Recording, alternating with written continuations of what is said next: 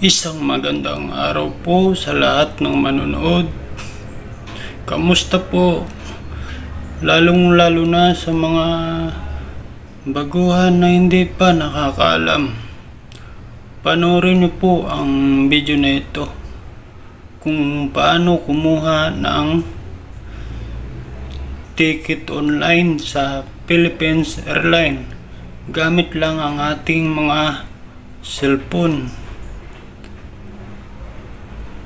Kahit hindi man Android or kahit anong cellphone po, importante may data connection at saka wifi. Sa pagkuha ng ticket online, kailangan po natin ng ID. Ang ID na ating gagamitin ay yun din po ang ipapakita natin pagdating natin sa airport. Sa paglagay po dapat ng pangalan sa ticket ay magkaparehas sa ID at sa ticket.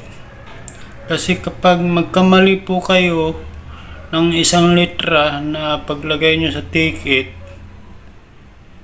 laking abala po yun. Dapat maging maayos ang paglagay nyo ng pangalan nyo sa ticket, kasi doon po yan magbabase ang mga personnel sa airport kung tama po ba yung pangalan nyo sa ID nyo at saka sa ticket nyo. Ganun lang po guys. Kapag wala pa po kayong ID, kumuha na lang po kayo, kasi hindi po pwede na wala po tayong ID na pumunta sa airport, kasi hanapan po kayo. Kung mayroon naman po kayong mga kamag-anak, pamilya na gustong pabakasyonin, halimbawa dito sa Manila, pwede nyo po kuhanan ng ticket. Pagkatapos, screenshot nyo na lang po, send nyo sa kanilang messenger. Yun na lang po ang ipapakita nila sa airport na may kasamang ID. Ganun lang po. Pagdating naman po sa bayad, dapat mayroon po tayong e-wallet. Kahit anong e-wallet po, katulad ng GCash. Dapat po may laman ang ating GCash. Kapag wala naman po tayong GCash, pwede naman po tayong gumamit ng ibang GCash sa mga kakilala nyo. Lagyan nyo lang ng laman, kasi yan ang ginawa ko dati. Hindi kasi ako marunong gumawa ng account sa GCash, kaya gumamit na lang po ako ng GCash sa kakilala ko, tapos screenshot ko na lang, pagkatapos sinend ko na lang sa aking messenger. Yun lang po ang ginawa ko guys. Ganun lang po kadali ang transaksyon sa online. Hindi katulad dati, ang hirap kumuha ng ticket.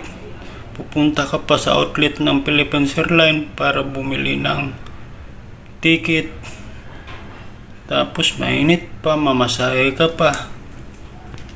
Pero ngayon guys, ngayong panahon, mas pinadali at mas pinabilis ang transaksyon online pagkuha ng ticket.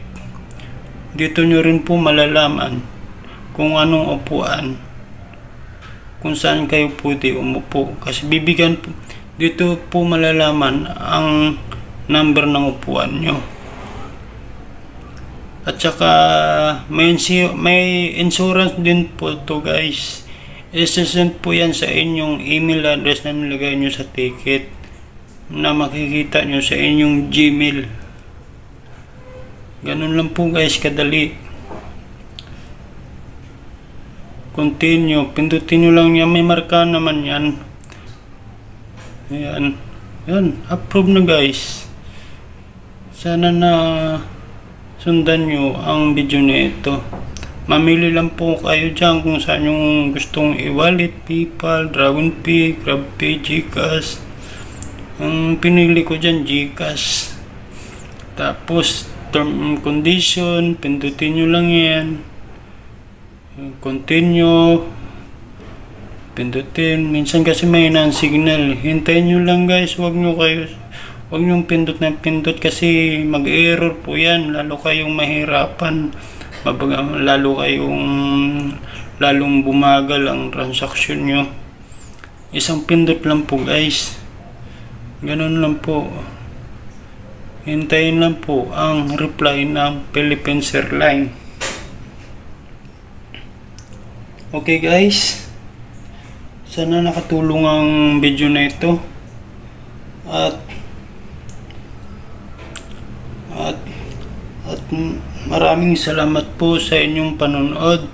Payment approved. Okay guys, salamat. Bye bye.